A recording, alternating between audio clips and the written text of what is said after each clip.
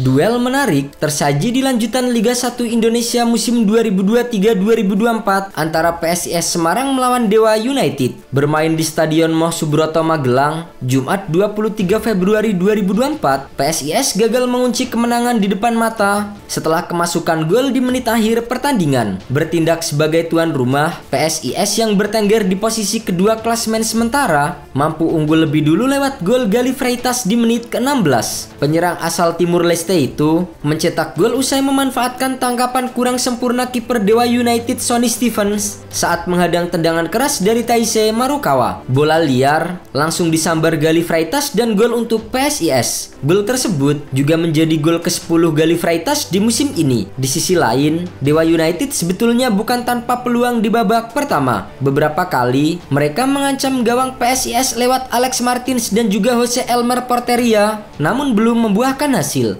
Skor 1-0 untuk PSIS bertahan hingga jeda. Di babak kedua, tim asuhan Yan Olderi Kering masih sulit menembus lini pertahanan PSIS yang tampil cukup rapi di babak pertama ini. Hingga saat kekalahan sudah di depan mata, Dewa United membuat kejutan dengan mencetak gol penyama di menit akhir. Pelakunya adalah kiper Sonny Stephens yang merangsek ke depan maju dari gawangnya untuk mencetak gol di injury time babak kedua. Pada menit ke-90+2, Dewa United mendapatkan sepak pojok usai pergerakan Asep Berlian dihadang Alveandra Dewangga. Sepak pojok diambil alih oleh Egy Maulana Fikri. Sonny Stephens pun ikut naik membantu serangan timnya. Tak terduga, Sonny Stephens berhasil menyambut umpan Egy dan mencetak gol penyama kedudukan. Sundulan kiper berusia 31 tahun itu mengarah ke sudut kiri gawang PSIS tanpa bisa dibendung oleh penjaga gawang timnas Indonesia Adi Satrio. Sonny Stephens pun langsung merayakan gol bersama dengan rekan-rekan. Selain menjadi penyelamat Dewa United dari kekalahan, kiper asal Belanda itu menorehkan tinta emas dalam sejarah persepak bolaan Indonesia usai mencetak gol dari situasi sepak pojok. Kiper bertinggi 194 cm itu menjadi kiper pertama yang mampu membuat gol di pentas Liga 1. Hasil imbang itu membuat Dewa United naik dari posisi ke-11 ke peringkat ke-9 dengan mengemas 32 poin dari 25 pertandingan.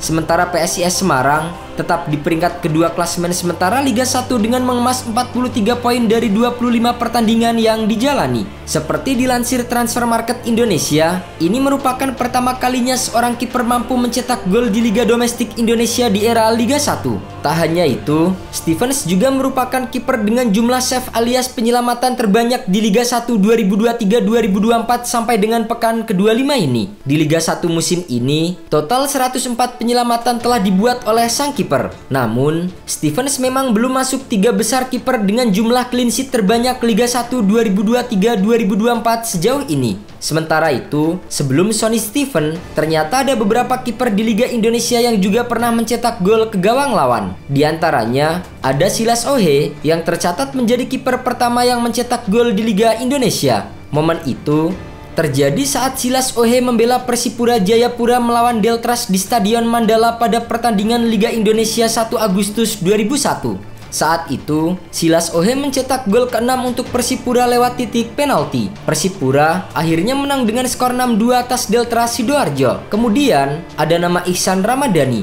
Ia juga pernah mencetak gol saat memperkuat Persipapati di Liga 3 2019.